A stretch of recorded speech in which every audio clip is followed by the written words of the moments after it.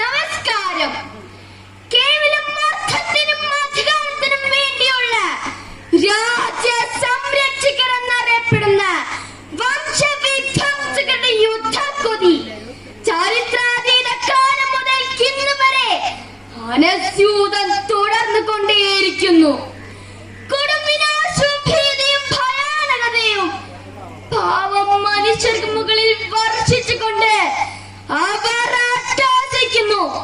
ഇന്ന് ഞാൻ നിങ്ങൾക്ക് മുമ്പിൽ അവതരിപ്പിക്കുന്നു രക്തരൂക്ഷിതമായ യുദ്ധഭൂമിയിലൂടെ ഒരു പെൺകുട്ടിയുടെ പ്രയാണം. മെർലിൻ, മെർലിൻ, എവിടെയാണ് നീ മെർലിൻ? മെർലിൻ, എന്താ എന്താ നിങ്ങനെ പേടിച്ചിരിക്കുന്നത്?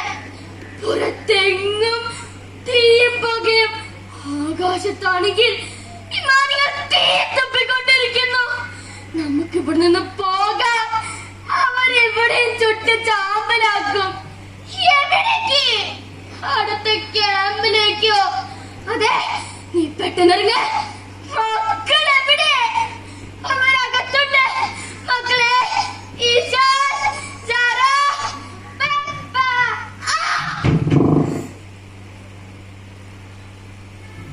മോളെ, മോളെ, എഴുന്നേൽക്ക് മോളെ, മോളെ.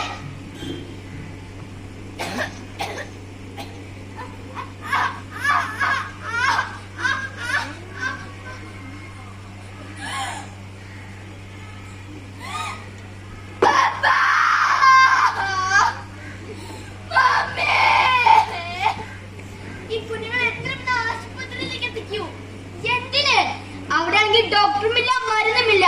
അടുത്ത ക്യാമ്പിലേക്ക് മാറ്റാം.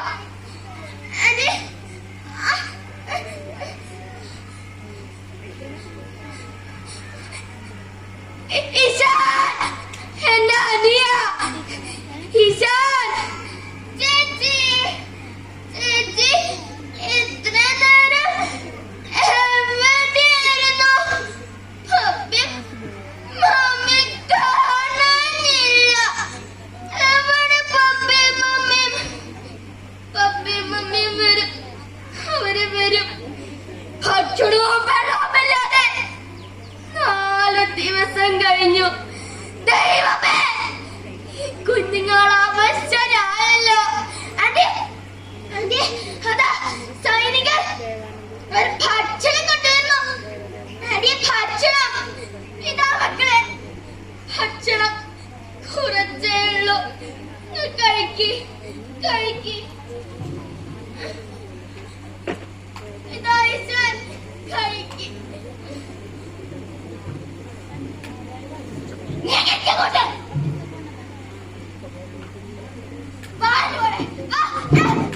എന്റെ വെള്ളം, എന്റെ വീട്, എന്റെ വെള്ളം.